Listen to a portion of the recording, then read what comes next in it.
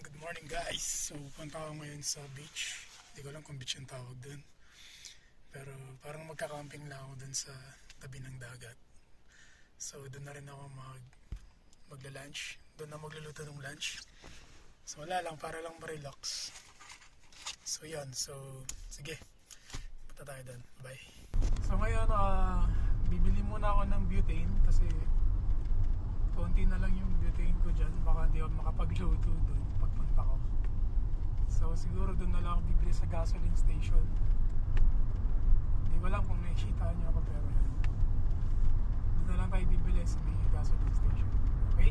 Tara! Let's go!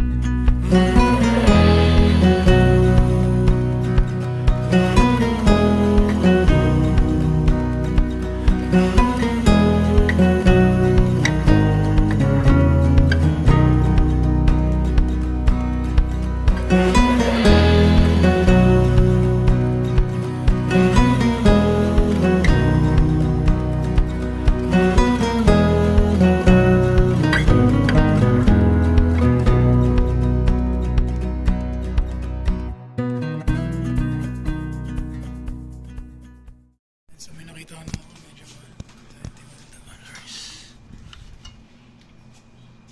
So yun guys, nakabili na tayo ng butane tsaka ng chicha. So diretso na tayo dun sa campsite. Actually hindi naman siya campsite talaga, pero parang ganun din. Bye-bye! Tara, let's go! So medyo malayo ito ng konti. Hindi na ako nagpagas, kaya pa naman siguro ito 3 bar. So ang gagawin lang natin doon, tatambay lang tayo. Kasi ano yun eh, malapit sa dagat yun. Tapos meron ding campsite doon. Kaso nga lang hindi pwedeng mag-overnight. Pero yun, bawal nga lang maglagay ng tent. So ang gagawin ko, maglalatag lang ako ng sapin. Tapos meron akong butane dyan, so doon na rin ang magluluto. So 10:25 pa lang ng umaga dito. So bali doon na rin ang magla-lunch. So doon ang magluluto ng tanghalian. And yan, may bawa na akong kanin, so lulutuin ko na lang doon yung ulam na lang talaga. So yun, sige, biyahe muna tayo. Kasi medyo malayo to. So yun, nakarating na tayo dito sa location natin. So tara, impake na tayo. Dali na natin yung mga dapat natin dalhin. Ito ilalagay ko sa likod kasi delikado, baka sumabog.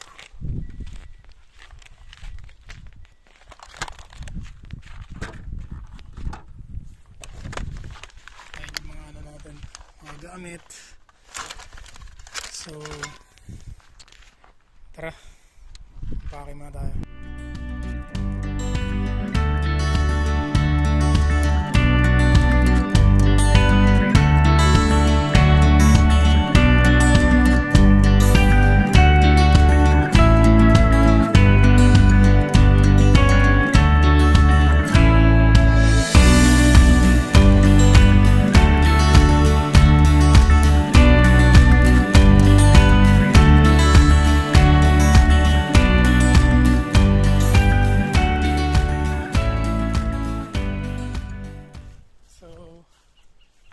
Tayo sa parang gubat.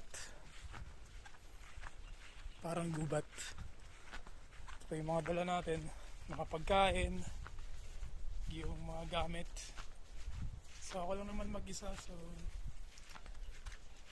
ano lang, tamang camping lang. So yan, tingnan nyo naman, parang mala ano to, Encantadia. Ang ganda ng lugar yan. May mga bulaklak. Lalakad ka sa mga bulaklak, kala mo nasa ano ka, Encantadia.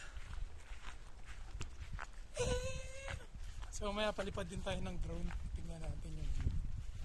So doon tayo pupunta. Tingnan yung may dagat doon. Ang daming bulaklak. Ayan yung beach, high tide. Ang taas ng tubig. Tingnan mo, ako lang mag-isa dito. So yan, mamaya set up tayo doon, tapos luto tayo ng pangtanghalian natin. So yan, medyo nagugutom na din ako. Okay, tara, let's go! High tide ngayon, mataas yung tubig. Basa yung mga damo din basa. Siguro sa hamog to. Yan o. Taas ng tubig. Yung mga ibon din. Diba? Yung taas ng tubig. Pwede tayo mag-swimming dyan. So doon tayo mag-set up sa ano. So tara. Let's go! Ayan yung ano natin.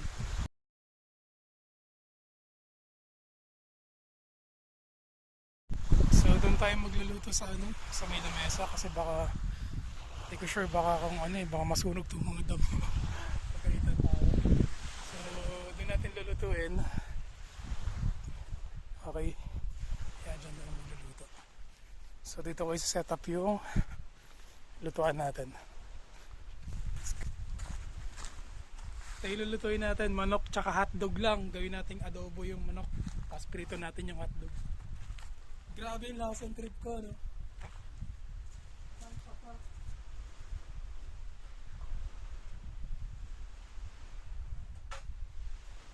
tara. Set up muna ako. Ayusin ko lang to.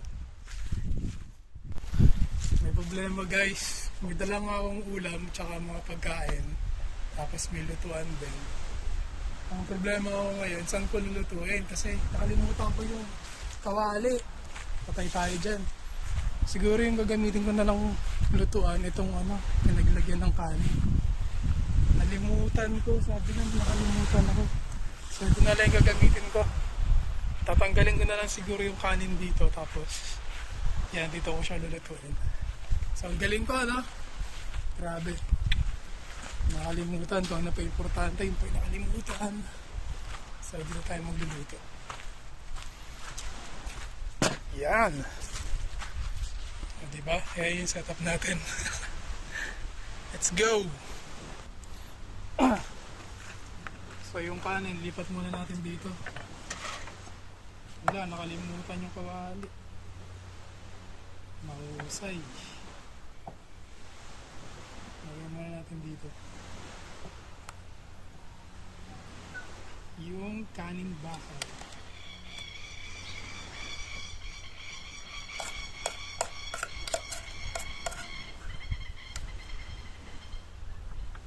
Yung tinatawag na adventure. Pag walang problema, hindi adventure yun.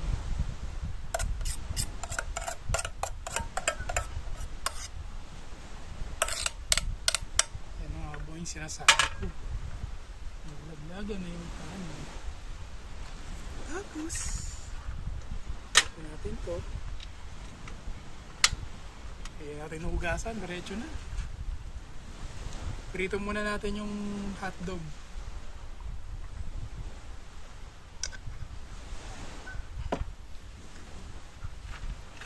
Yan, prito muna natin yung hotdog. Yung mga hotdog natin. Mekos-mekos na to, insan. Pagyan natin yan dyan. Tayo kasi parang may nakalimutan ako.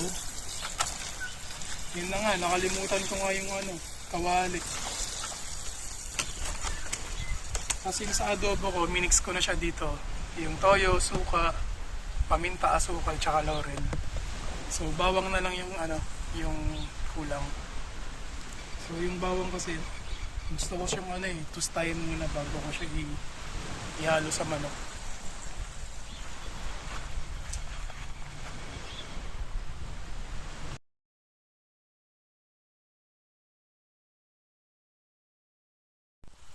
yan.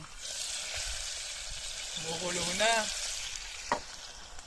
Medyo ano kasi mahangin kaya bumilid ako ng counter dito. Hindi ko na inugasan. Wala ko. Sabi, naiwanan ko yung butuan. So yun. Maluluto din yan. Tiwala lang.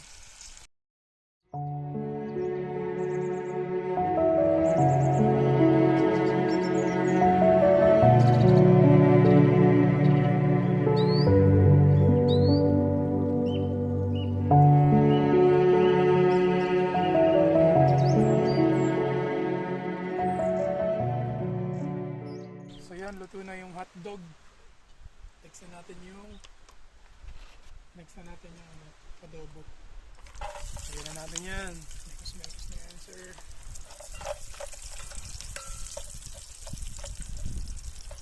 Lagyan natin yung bawang. Ganda yan, medyo sunog.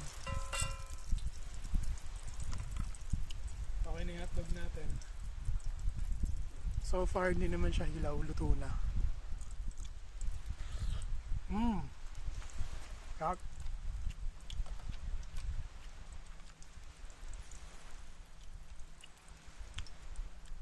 Hotdog.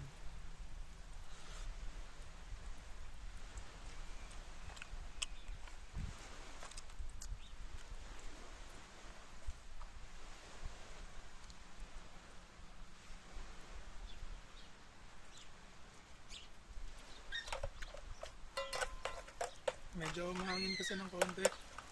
Kaya ang hirap magluto. Hinahangin yung apoy.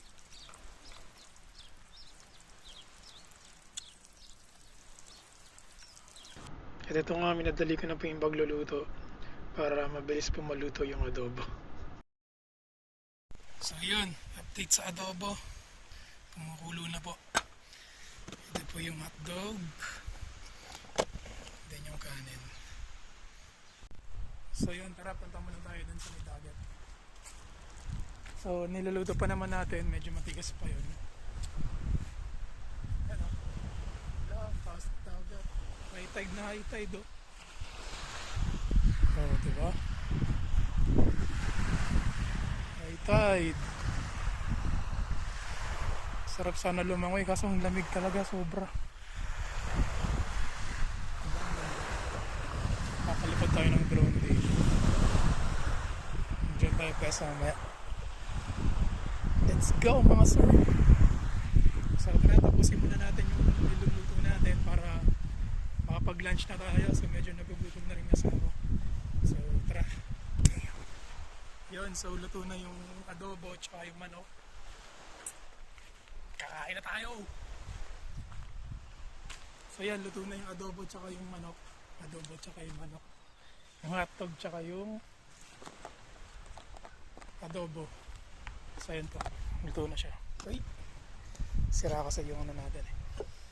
Yun, pinagsama na natin para maluto talaga. So tara, kain tayo. Let's go!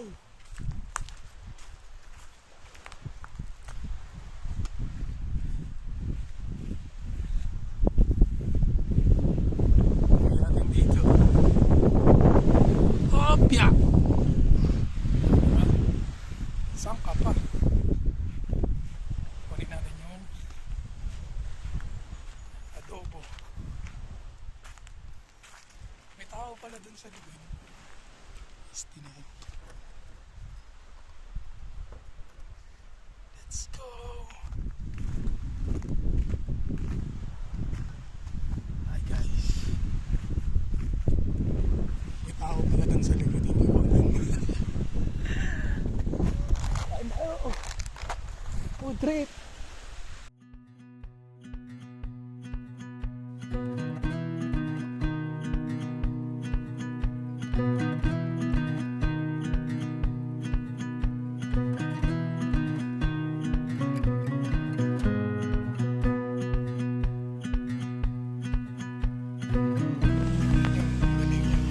Tawag dyan. Para sa iling mo tawag dyan.